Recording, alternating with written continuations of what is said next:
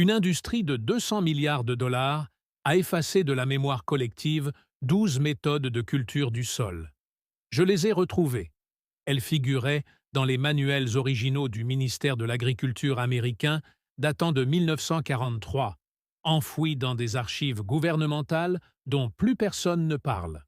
20 millions de familles américaines utilisent ces méthodes pour cultiver 40% des légumes du pays. 10 milliards de livres de nourriture, sans engrais synthétiques, sans semences brevetées, sans multinationales, juste la terre et 12 techniques si efficaces que l'industrie des engrais a dû les faire oublier pour survivre. Je vais vous montrer les 12. Chacune est étayée par des chercheurs nommés et des études évaluées par des pairs. L'une d'elles a prouvé son efficacité dans la nature pour réparer 60 ans de dégradation des sols en seulement 6 ans, avec une simple poignée de terre prélevée en forêt. Une autre fixe gratuitement 90 kg d'azote par hectare et par an. Une troisième, validée par l'Université Cornell, produit plus de calories par hectare que n'importe quelle méthode agricole moderne. Zéro engrais, moins d'eau, plus de nourriture.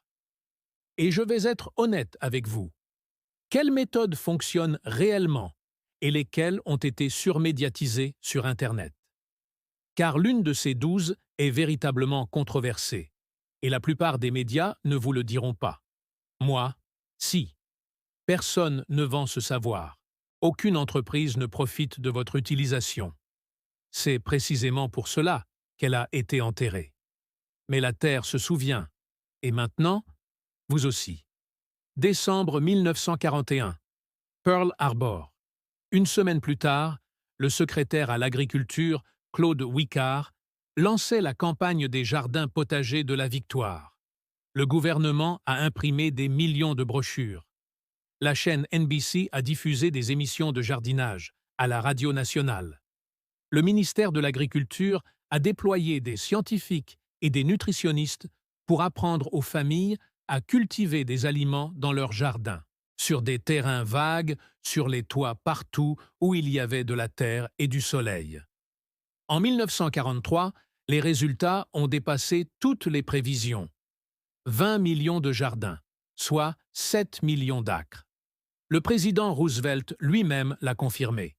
42% de tous les légumes frais consommés aux États-Unis provenaient des jardins potagers de la Victoire. Un sondage Gallup a révélé que 54% des familles cultivaient des aliments pour faire des économies, et non par patriotisme. Ces méthodes ont fonctionné car elles ont produit des résultats concrets. 75% des ménagères américaines faisaient des conserves dès janvier 1944, avec une moyenne de 165 bocaux par an. Les Américains ont acheté 315 000 autocuiseurs rien qu'en 1943, contre 66 000 l'année précédente. Ce n'était pas un passe-temps, c'était une nation qui se nourrissait. Les manuels de l'USDA recommandèrent le compostage, la rotation des cultures, les associations de cultures, la conservation des semences, les cultures de couverture et la lutte antiparasitaire naturelle, non pas comme pratiques alternatives, mais comme politique officielle du gouvernement américain pendant la plus grande crise du pays. Puis la guerre prit fin et quelque chose de pire commença. Pendant la guerre, le gouvernement américain construisit 10 nouvelles usines d'ammoniac pour produire du nitrate d'ammonium destiné aux bombes.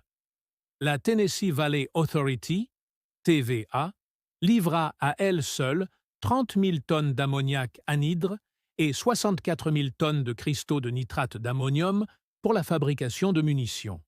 Mais en 1946, il n'y avait plus de bombes à fabriquer.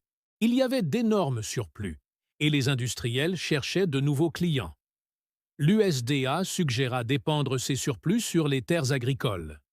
La TVA mit en place un programme pilote distribuant gratuitement des engrais synthétiques à 90 000 exploitations.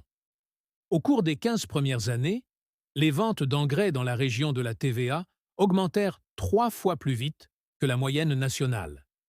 Un investissement public de 41 millions de dollars généra 57 milliards pour l'industrie des engrais. Plus de 75% des engrais utilisés aujourd'hui dans le monde proviennent de cette unique usine d'armement reconvertie de Muscle, en Alabama. La consommation d'engrais aux États-Unis est passée de 2 millions de tonnes à la fin des années 1940 à 24 millions de tonnes en 1981, soit une multiplication par 10 en une génération. Le marché mondial des engrais représente désormais 200 milliards de dollars par an. 4 entreprises seulement contrôlent 75% de la production nationale américaine. Entre 2020 et 2022, ces 4 entreprises ont vu leurs profits augmenter jusqu'à 1500%, tandis que leurs coûts n'ont progressé que de moins de 50%. Vos factures d'épicerie ont grimpé, et le cours de leurs actions a grimpé en flèche. Le bilan environnemental est catastrophique. La zone morte du golfe du Mexique, causée par le ruissellement des engrais provenant de 31 États, couvrait 17 400 km en 2024, soit environ la superficie du New Jersey. On compte aujourd'hui plus de 400 zones mortes de ce type dans le monde. Seulement, 35% des engrais azotés épandus sur les cultures sont effectivement absorbés par les plantes. Le reste se transforme en pollution. Le ruissellement agricole est la principale cause de pollution des rivières et des cours d'eau aux États-Unis. Parallèlement, certaines municipalités ont commencé à interdire les potagers de façade, jugés inesthétiques. Les banlieues ont remplacé les potagers par des pelouses. Et les 12 méthodes qui ont permis de nourrir l'Amérique pendant ces heures les plus sombres ont été discrètement passées sous silence. Non pas parce qu'ils ont cessé de travailler, mais parce qu'ils ont cessé d'être rentables. Voici ce qu'ils ont effacé. Première astuce. Couper et laisser sur place. Votre grand-mère ne transportait pas les végétaux jusqu'au compost. Elle ne les mettait pas dans un sac pour les jeter. Elle coupait la plante à la base et la laissait retomber là où elle avait poussé. Regardez le sol d'une forêt. Rien n'est enlevé. Les feuilles tombent. Les branches se cassent. Tout retourne exactement à sa place. Les champignons, les bactéries, l'univers microscopique sous vos pieds ont évolué pendant des millions d'années pour traiter précisément ce qui tombe sur eux. Lorsque vous enlevez des végétaux, vous interrompez ce cycle. Lorsque vous les laissez, vous le terminez. Et les données sont accablantes. Une étude fondamentale menée au Kansas en 1954 a révélé qu'une couche de paillis d'à peine 1,25 cm d'épaisseur réduisait l'évaporation de 41%. 3 pouces l'ont réduit de 67%. Une étude de 11 ans menée par l'Ohio State a révélé que le paillis organique augmentait la capacité de rétention d'eau jusqu'à 35% et une rétention d'humidité pouvant atteindre 70%. Une étude menée pendant 10 ans en Mongolie intérieure a montré que le fait de laisser les résidus de récolte à la surface du sol augmentait les rendements de 14% et une efficacité hydrique de 13,15%. Mais voici le chiffre qui devrait vous glacer le sang. Lors d'essais classiques menés au Nigeria, les sols paillés n'ont perdu aucune tonne de terre arable par an. Les sols non paillés en ont perdu 41 tonnes. Les sols nus, 230 tonnes. 0 contre 230, même sol, même pluviométrie. La seule différence résidait dans le fait de laisser ou non les végétaux en surface. Nul besoin d'équipement. Inutile d'acheter quoi que ce soit. Il suffit d'arrêter d'enlever. Coupez vos plants de tomates en fin de saison. Laissez-les. Coupez vos tiges de haricots, laissez-les. Coupez vos courges, laissez-les sur place. La terre fera le reste. Chaque fois que vous mettez vos déchets verts dans un sac, vous jetez ce dont votre sol a le plus besoin. Ce n'est pas de l'innovation. C'est se souvenir. Deuxième astuce. L'inoculation de sols forestiers. Si la terre de votre jardin est grise, compacte et sans vie, une solution se cache dans la forêt la plus proche, et elle est gratuite. Une cuillère à café de terre saine contient entre 100 millions et 1 milliard de bactéries, plusieurs mètres de filaments fongiques, des milliers de prozoaires et entre 10 000 et 50 000 espèces différentes. La professeure Kristen D'Angelus de l'Université du Massachusetts affirme qu'une cuillère à café de terre contient 1000 milliards de fois plus de microbes que d'étoiles dans l'univers connu. La terre de votre jardin devrait en contenir.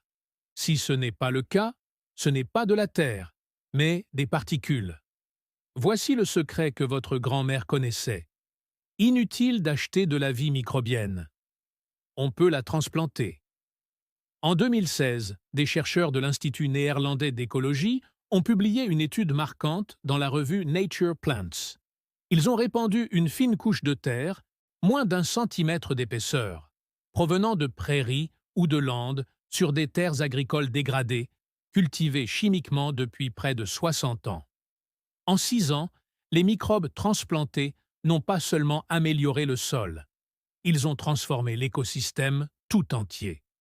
Les communautés végétales ont évolué. Le sol et les vertébrés sont réapparus. Les réseaux fongiques se sont reconstitués. Le chercheur principal a déclaré que les organismes du sol, bactéries, champignons et nématodes, déterminent la direction de la restauration de l'écosystème. 6 ans. Une fine couche de terre forestière. 60 ans de dégâts effacés. En 2023, des chercheurs de l'Université du Wisconsin ont publié dans la revue Science une étude montrant que les arbres inoculés avec des microbes provenant de sites au climat similaire avaient au moins 50% de chances supplémentaires de survivre à un stress sévère. Ces microbes transplantés étaient encore détectables dans les racines 3 ans plus tard. Les manuels de potager de 1943 recommandaient précisément cette méthode. Il fallait se procurer de la terre dans une zone boisée saine et l'incorporer aux plates-bandes. Ils le savaient, ils l'ont documenté. Et puis, on l'a oublié, car aucune entreprise ne peut breveter une poignée de terre forestière. Allez dans une vraie forêt. Trouvez de la terre intacte sous des arbres matures. Grattez la litière de feuilles. Prenez quelques poignées de cette terre sombre et friable. Mélangez-la à vos plates-bandes. Ces organismes, la reproduction est exponentielle. Les bactéries doublent toutes les 20 minutes. Les réseaux fongiques s'étendent de plusieurs centimètres par jour. Une poignée d'individus donne naissance à un univers en quelques semaines. Personne ne peut vous vendre de la terre forestière. Aucune entreprise ne profite de votre présence en forêt. Aucun brevet n'existe pour les organismes qui ont évolué pendant des millions d'années. Ce savoir s'est perpétué dans les jardins familiaux au fil des générations, et il perdure encore aujourd'hui. Troisième astuce, la symbiose avec les micro-organismes. Elle est directement liée à la deuxième astuce et pourrait bien être, elle, l'élément le plus important de cette vidéo. Voire à 20% des plantes terrestres forment des symbioses avec des champignons souterrains appelés micro-organismes. Ces champignons se fixent aux racines et étendent la portée de la plante de façon considérable. Une méta-analyse de 2024 portant sur 187 études a révélé que les champignons mycorhizales augmentent l'absorption de phosphore de 105%, absorption d'azote de 67% et biomasse végétale totale de 47%. Chez le blé, ces champignons fournissent de 50 à 80% du phosphore total de la plante, même en l'absence de croissance visible en surface. La plante semble identique, mais sous terre, elle est nourrie par un réseau invisible. À l'échelle mondiale, ces réseaux fongiques séquestrent 5 milliards de tonnes de carbone par an. Cela équivaut aux émissions annuelles combinées de l'Union européenne et de la Russie. Il ne s'agit pas d'une astuce de jardinage, il s'agit de l'un des plus grands systèmes biologiques de la planète. Votre grand-mère ignorait le mot microbiologie, mais elle connaissait les règles. Ne pas labourer excessivement, ne pas laisser la terre à nu, ne pas utiliser de produits chimiques qui tuent ce qu'on ne voit pas. Chaque règle qu'elle a suivie protégeait ces réseaux. Toutes les pratiques modernes qui les ont remplacés, engrais synthétiques, labour intensif, semis directs, les détruisent. Voici ce qui devrait vous indigner.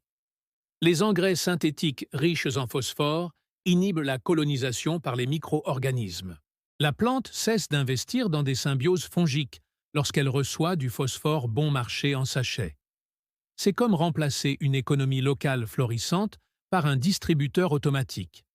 Rapide, pratique et, au final, dévastateur. Pour reconstituer ces réseaux, suivez 3 règles. Minimisez le travail du sol, car il détruit les filaments fongiques qui ont mis des mois à se développer. Maintenez des racines vivantes dans le sol toute l'année, car les champignons meurent sans plantes hôtes. Et cessez d'utiliser des engrais synthétiques à haute teneur en phosphore. Les réseaux se reconstruiront d'eux-mêmes. Ils n'attendent que ça. 4e astuce. La plantation sur butte sans labour. Voici un point souvent omis des livres des histoires. Les Haudenosaunee N utilisaient pas de charrue. Ils ne l'ont jamais fait. Ils semaient sur des buttes, enfonçant les graines dans le sol sans le retourner. Les colonisateurs européens qualifiaient cette pratique de primitive. La science le confirme aujourd'hui. Le labour détruit la structure du sol, en endommageant les réseaux fongiques et en exposant le carbone à l'oxygène, qui le libère sous forme de dioxyde de carbone. Elle brise les agrégats qui retiennent l'eau comme une éponge. Chaque passage de charrue ou de fraise anéantit des mois de travail biologique. La plantation sur butte préserve tout cela. La butte se réchauffe plus vite au printemps, ce qui permet aux graines de germer plus tôt. L'eau s'écoule loin de la graine, évitant ainsi la pourriture. Et la vie du sol en dessous reste intacte. Les réseaux fongiques, les communautés bactériennes, les galeries des vers de terre nourrissent la plante dès le premier jour grâce à des systèmes qui ont mis des mois à se mettre en place. Le Midwest a perdu 57 milliards de tonnes de terre arable en 160 ans d'agriculture intensive. En Iowa, la couche arable avait une profondeur de 35 à 40 cm lorsque la prairie a été défrichée pour la première fois. La moitié a disparu. L'érosion actuelle est 25 fois plus rapide que la formation du sol. Une étude de l'Université du Massachusetts a révélé qu'un tiers de la Corn Belt, soit près de 12 millions d'hectares, a complètement perdu sa couche arable riche en carbone. Ce n'est pas de l'agriculture, c'est de l'exploitation minière. Tout a commencé quand on a décidé que retourner la terre était moderne et la laisser intacte, primitif. On construit des buttes, on y plante, et on arrête de retourner la terre. L'arrière-grand-mère de votre grand-mère le savait déjà avant même que ce soit écrit. Maintenant, écoutez-moi bien, car la 7e astuce, une méthode que les communautés autochtones ont perfectionnée pendant des millénaires, a été prouvée par l'Université Cornell comme produisant plus de calories par hectare que n'importe quelle monoculture moderne. Plus de calories, moins d'eau, zéro engrais. Mais d'abord, le hack numéro 5 change votre façon de penser à ce qui va dans le même lit. 5e astuce. Les plantes compagnes protectrices contre les ravageurs. Les œillets d'Inde étaient spécifiquement recommandés dans les manuels de potager pour être plantés à proximité des légumes, non pas comme ornement, mais comme moyen de lutte. Leurs racines libèrent des composés qui suppriment les nématodes, des vers microscopiques qui détruisent les racines. Ils attirent les cirphes et les guêpes parasitoïdes qui se nourrissent de pucerons et de chenilles. Ils repoussent les aleurodes et certains coléoptères. Une seule fleur remplace 3 pesticides différents pour le prix d'une graine. Une étude de 2024 menée par Oaxaca, au Mexique, a montré que lorsque le maïs est endommagé par des ravageurs, il libère des composés organiques volatiles, des substances chimiques qui se propagent dans l'air jusqu'aux plants de haricots voisins. Ces derniers réagissent en produisant du nectar qui attire les guêpes parasitoïdes. Ces guêpes, nourries au nectar de haricots enrichis, vivent presque 2 fois plus longtemps et ont tué beaucoup plus de chenilles qui s'attaquaient au maïs. Les plantes communiquent. Elles recrutent des alliés et elles le font depuis des milliers d'années. Nous les remplaçons par des vaporisateurs. Plantez du basilic près des tomates, Il repousse les pucerons et les alerodes, et certains jardiniers constatent une amélioration du goût des tomates. Les œillets d'Inde sont efficaces presque partout.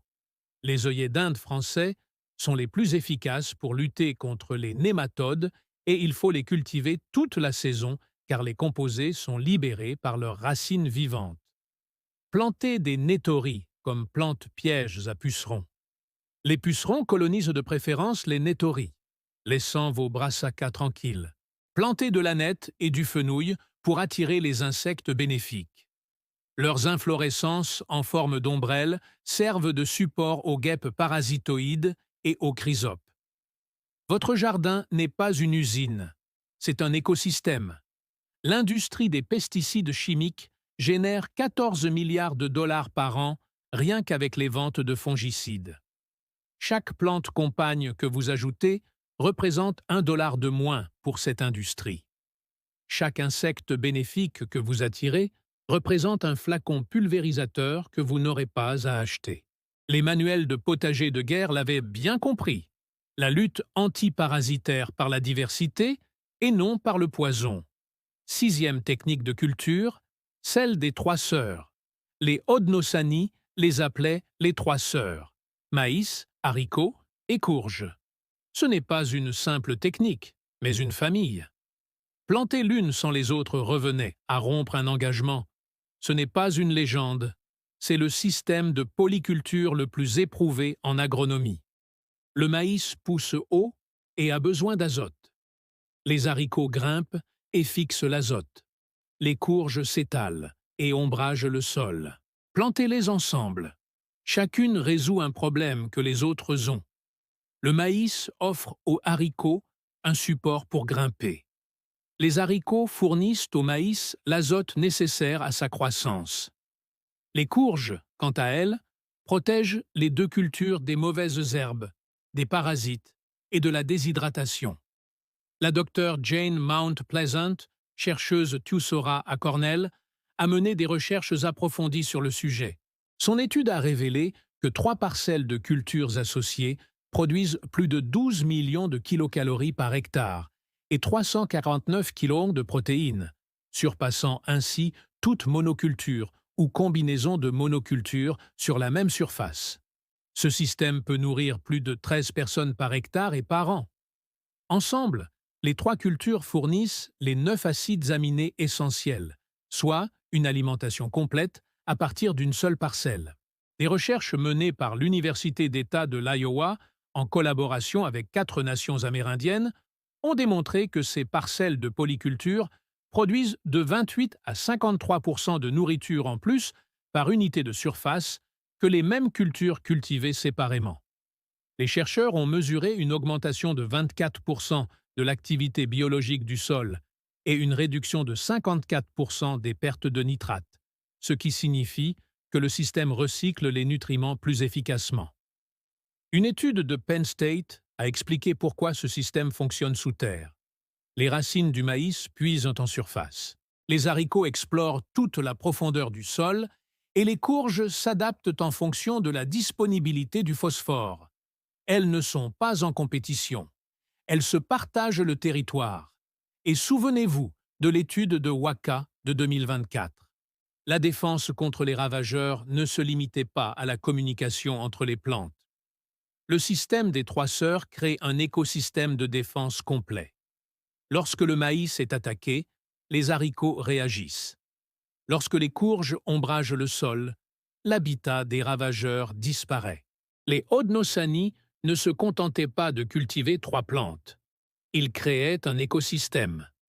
Pendant des millénaires, les communautés autochtones des Amériques ont cultivé leur nourriture de cette manière. Puis l'agriculture européenne est arrivée, porteuse d'un message simpliste. La rose, les monocultures, les intrants achetés à chaque saison. La tradition des 3 sœurs a été jugée primitive. Les cultures en guilde ont été remplacées par les cultures en rang. La coopération a cédé la place à la dépendance, mais la science, elle, est restée la même. La terre n'a rien oublié, et les familles qui ont continué à cultiver non plus. Astuce numéro 7. La préparation de thé de compost. Je dois être honnête avec vous, Cette astuce est vraiment controversée, et la plupart des vidéos sur le sujet ne vous le diront pas. Imaginez le thé de compost comme une forme de biologie liquide. On fait infuser du compost mûr dans l'eau pendant 24 à 48 heures. Les organismes se multiplient. On filtre le tout et on l'applique aux plantes. L'idée est que ces microbes recouvrent les feuilles, empêchant ainsi la prolifération des agents pathogènes, et stimulent la vie du sol lorsqu'ils sont appliqués aux racines. Voici ce que dit la science. Un essai de 2 ans mené par l'Institut Rodel et l'Université d'État de Pennsylvanie a démontré que le thé de compost offrait des avantages mesurables pour la croissance, le rendement et la qualité des cultures. Certaines études montrent une suppression des maladies, notamment la fonte des semis. Le docteur Harry Hoyink de l'Université d'État de l'Ohio a découvert que le compost induit une résistance systémique chez les plantes, renforçant ainsi leur système immunitaire. Cependant, le docteur Linda Shulker-Scott de l'Université d'État de Washington a analysé la littérature scientifique et constaté que les résultats sont contradictoires. Une étude pilote de l'Université d'État de Washington a également été menée. Des tests menés sur 8 cultivars de cerisiers atteints de pourriture brune avec du thé de compost aéré ont montré que son efficacité était identique à celle de l'eau pure.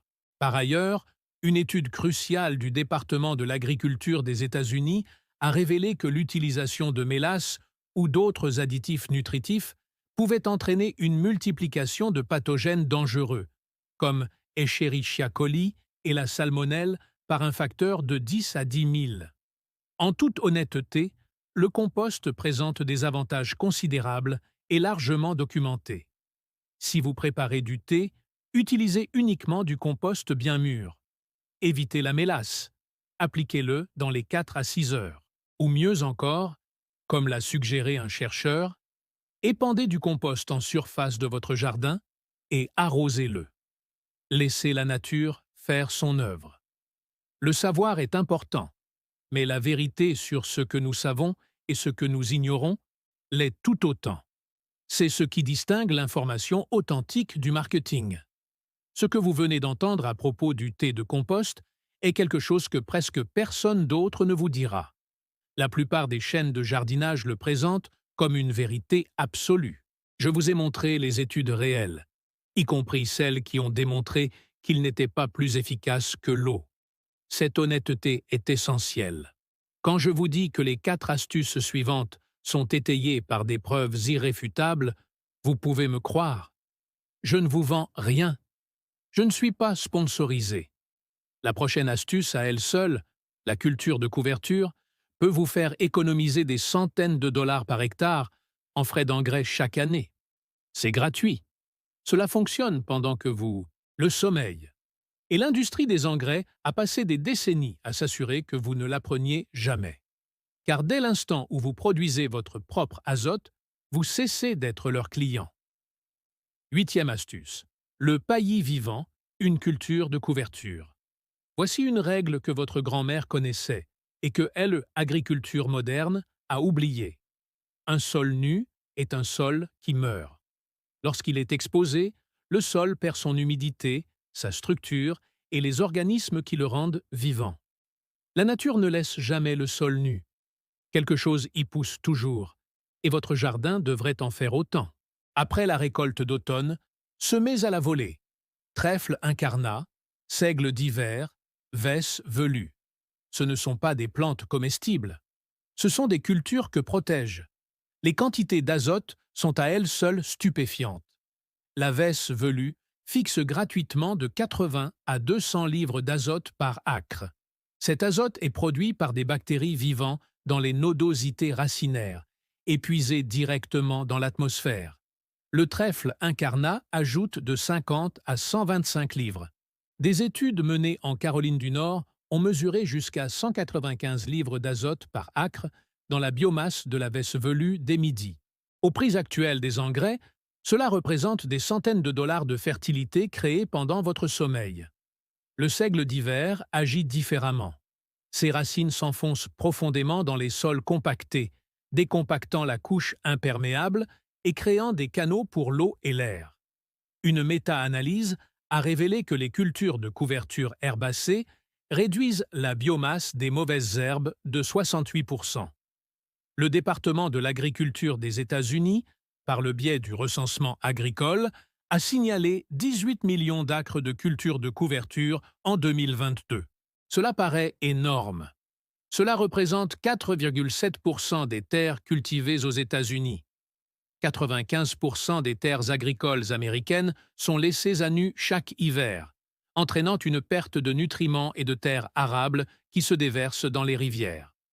Lors de la sécheresse de 2012, les agriculteurs ayant utilisé des cultures de couverture ont constaté des rendements de soja supérieurs de 11,6% et des rendements de maïs supérieurs de 10% à ceux des agriculteurs n'en ayant pas utilisé.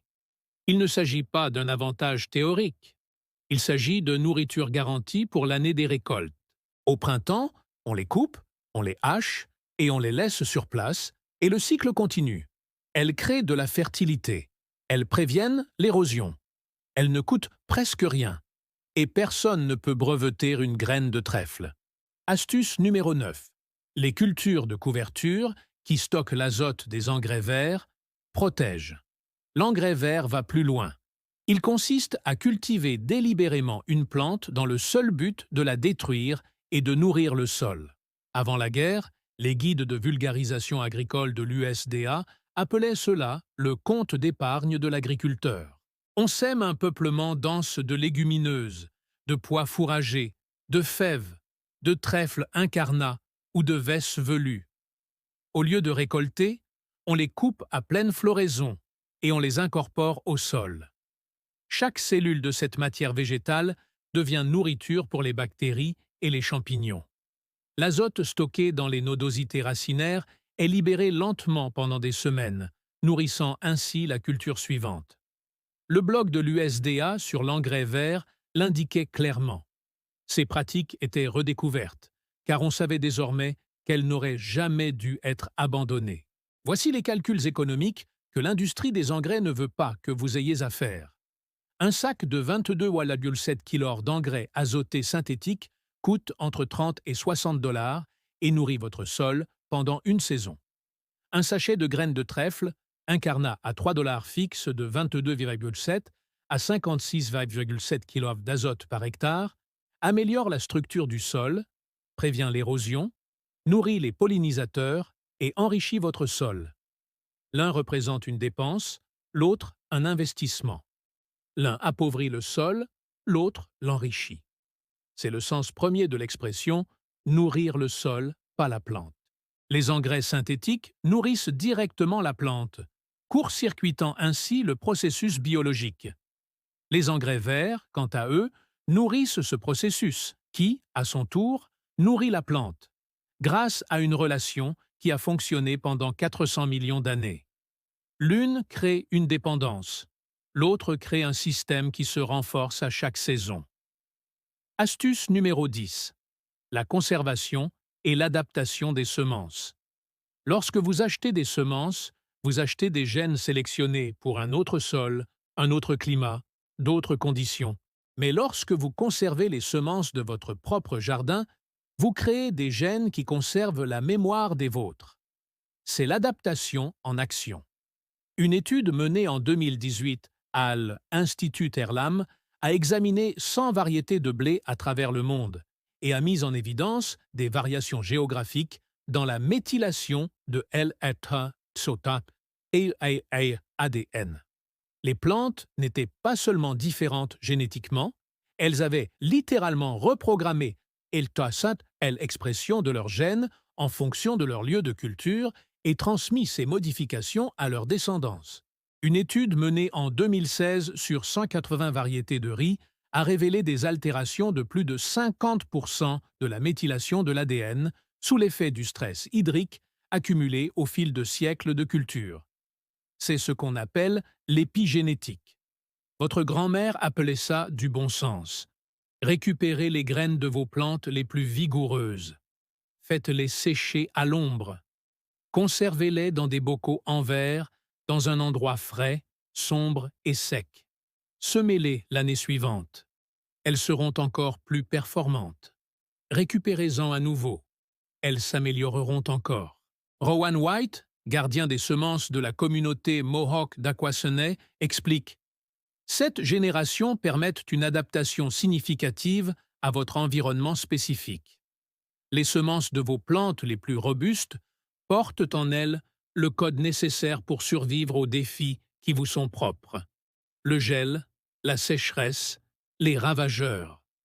Génération après génération, elles s'adaptent précisément à votre lieu de vie. 4 entreprises contrôlent désormais 56% du marché mondial des semences. Bayer a racheté Monsanto pour 63 milliards de dollars. En 2013, la Cour suprême a statué à l'unanimité, 9 voix contre 0, dans l'affaire Bowman contre Monsanto, que les agriculteurs ne peuvent pas replanter des semences brevetées. L'agriculteur devait 84 000 dollars pour avoir semé du soja acheté dans un silo à grains. 90% de la diversité génétique des légumes a disparu au cours du siècle dernier, mais la résistance se développe. Plus de 660 grainothèques sont aujourd'hui en activité dans 48 États. Pendant la pandémie, une seule grainothèque a distribué 20 000 sachets, contre quelques milliers par an en temps normal. 6 États ont adopté des lois protégeant les échanges de semences.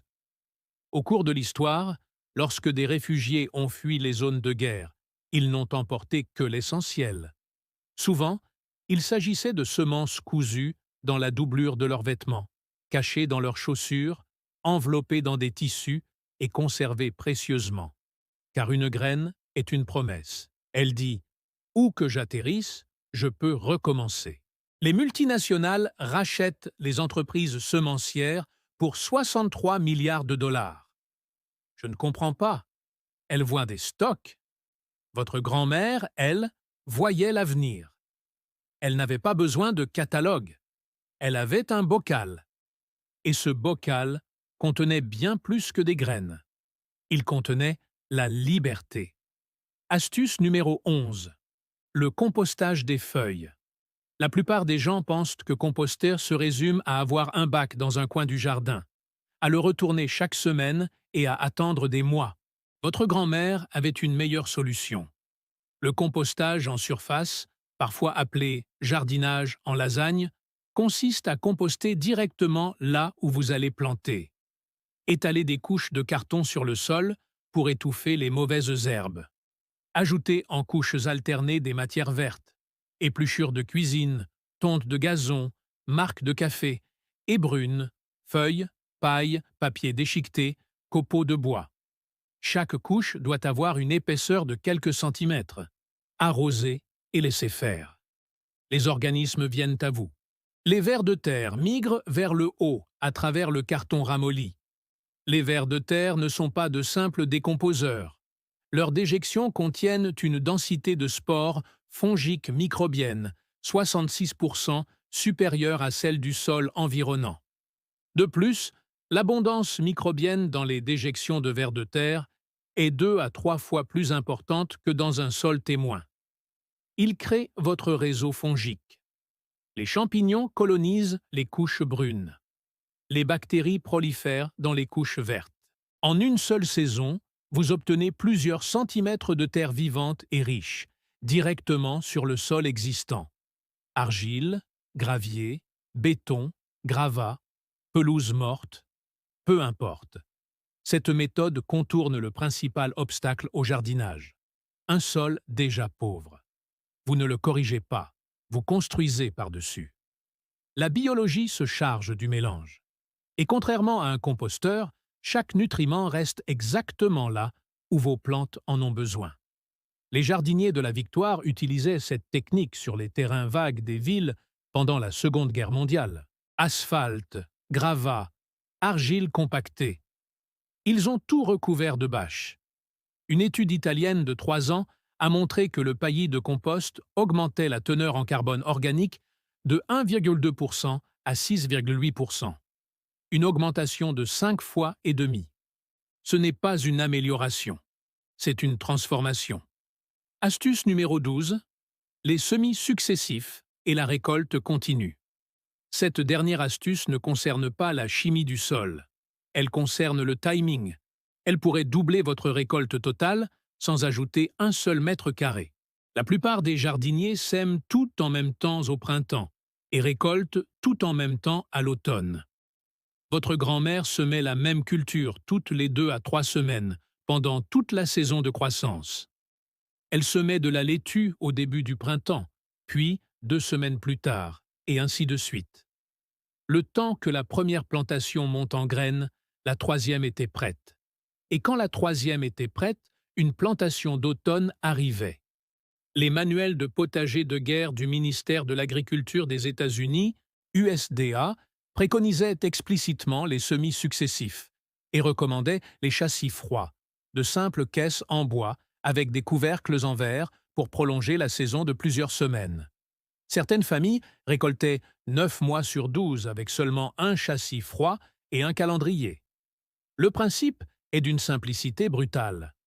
La ressource la plus précieuse de votre jardin n'est ni l'eau ni l'engrais. C'est le temps. Chaque jour où une parcelle reste vide après la récolte est un jour de production perdu. Chaque semaine entre les dernières gelées et les premières plantations représente un potentiel gâché. La culture successive considère le temps comme la ressource limitée qu'il est. La version moderne ajoute une étape supplémentaire: l'intercalage de cultures à croissance rapide et de cultures à croissance lente. Des radis entre les rangs de tomates, de la laitue sous les haricots grimpants, des cultures à maturation rapide récoltées avant que les cultures à croissance lente n'aient besoin de l'espace. Chaque mètre carré produit des légumes le plus longtemps possible dans l'année.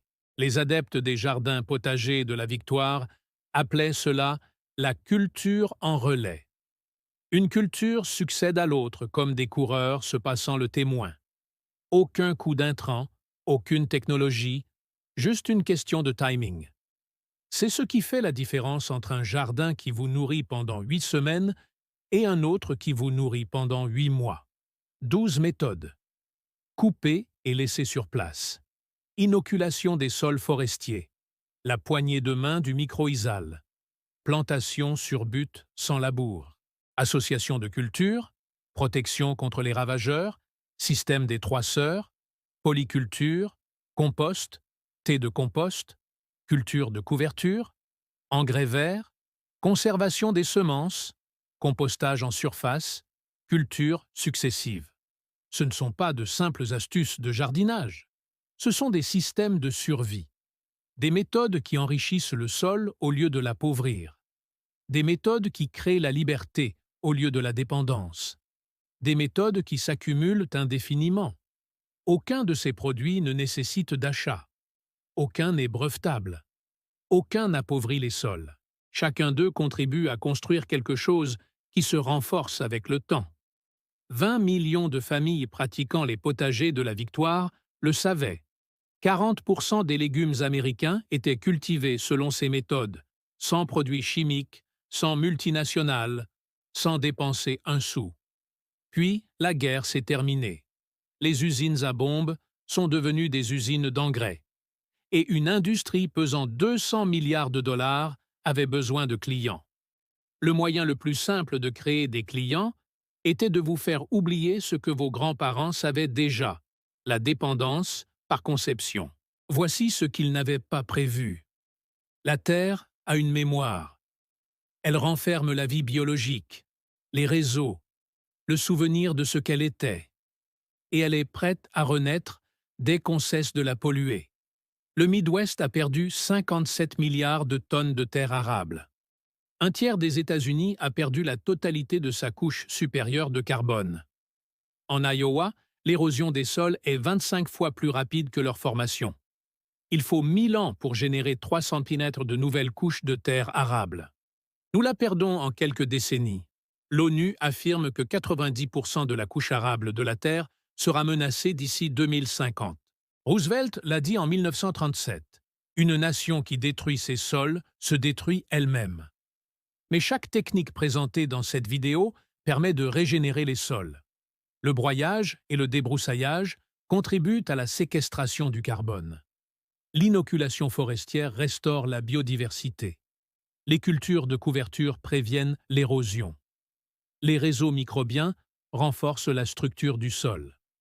La conservation des semences préserve la biodiversité. Ce ne sont pas de simples techniques de jardinage. Elles sont à l'opposé de tout ce qui détruit le sol sous nos pieds. Il existe deux sortes de connaissances dans ce monde, celle qui rend dépendant et celle qui libère. Tu viens de recevoir la seconde, le souvenir. La Terre n'a pas oublié. Elle a attendu 80 ans. Ce savoir a sommeillé dans des carnets poussiéreux et des souvenirs qui s'estompent. Mais les graines ne meurent pas. Les méthodes ne disparaissent pas. Elles attendent que quelqu'un se souvienne. Cette semaine, essayez une astuce, une seule. Coupez et laissez sur place après votre prochaine récolte. Ou prenez une poignée de terre de forêt. Ou conservez 3 graines de votre tomate la plus vigoureuse. Semez un engrais vert là où la terre est nue. Étalez du compost sur cette zone de pelouse desséchée. Une astuce, une semaine. C'est comme ça que 20 millions de familles ont pu subvenir à leurs besoins. C'est comme ça qu'une nation a réussi à se nourrir quand tout le reste avait échoué. L'industrie des engrais espérait que vous ne trouveriez jamais cette vidéo. Les entreprises semencières espéraient que ce savoir resterait enfoui. La Terre a attendu 80 ans que quelqu'un s'en souvienne. Si cette vidéo vous a été utile et que vous envisagez d'essayer ne serait-ce qu'une seule de ces méthodes, veuillez regarder la vidéo complémentaire, dont le lien se trouve dans la description pour en savoir plus.